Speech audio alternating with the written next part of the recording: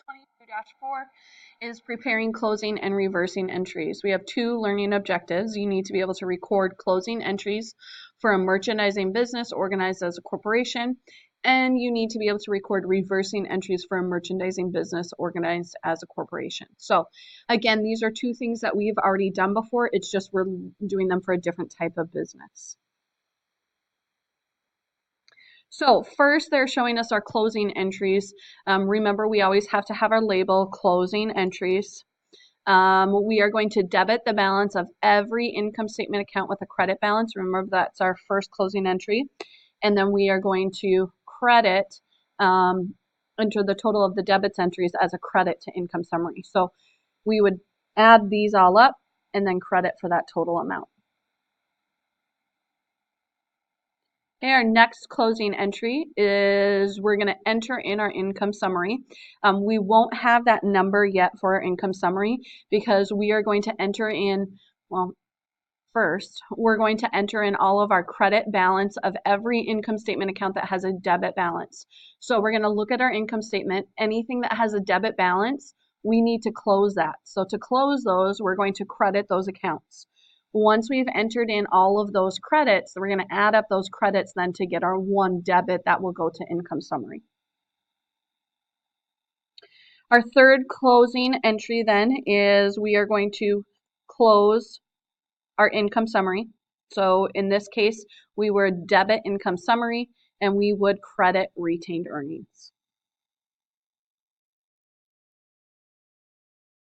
And then our last closing entry is closing our dividends. We are going to credit dividends then, and we are going to debit retained earnings. I am going to go back. I forgot to mention this on this one. This one also then records what our net income is. So we're closing our income summary, but at the same time, we're recording what our net income is. Okay, next part then is our reversing entries. So up here, what they're showing us is those adjusting entries that now we're then going to reverse. So first, we're reversing the entry that created a balance in interest receivable. So here, notice that it's just the opposite of what we did with our adjusting entry.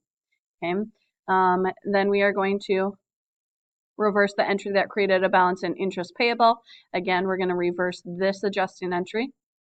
And the last one then is we're going to reverse the entry that created a balance in federal income tax payable.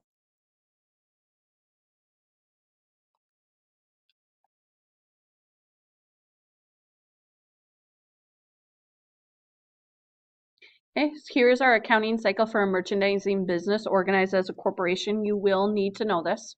So first, we're looking at all of our source documents. We're going to check them for accuracy and track transactions that are analyzed into our debit and credit parts.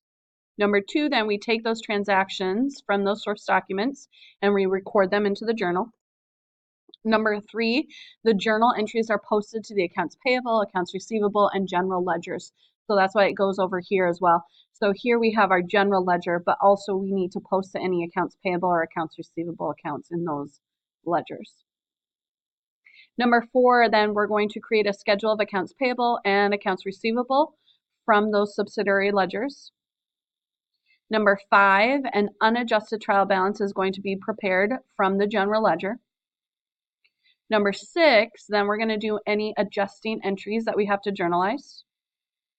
Number seven, those adjusting entries are going to be posted to the general ledger.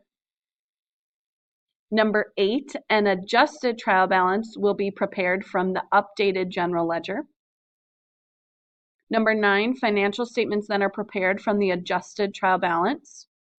So here they show us we're going to prepare a balance sheet, a statement of stockholders' equity, an income statement, and a statement of cash flows. Number 10, this is where we're going to be journalizing our closing entries. We will then post our closing entries in step number 11. Step number 12, a post-closing trial balance will be prepared from the general ledger.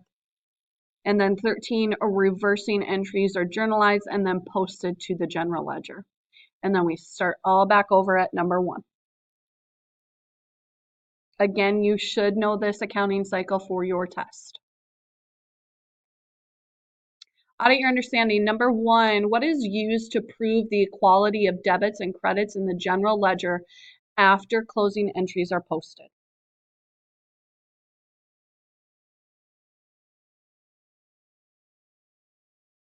We will prove those by using a post-closing trial balance.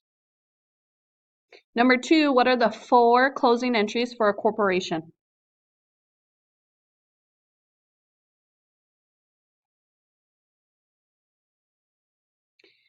First, we're going to close income statement accounts that have a credit balance. Next, we'll close income statement accounts with a debit balance.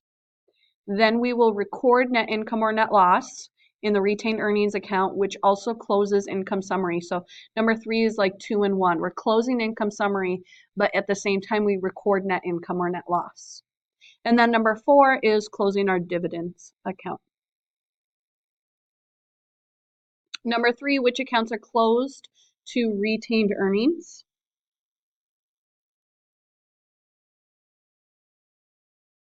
Our income summary and our dividends account are closed into retained earnings. That ends 22-4 lecture. You can now watch the 22-4 work together video.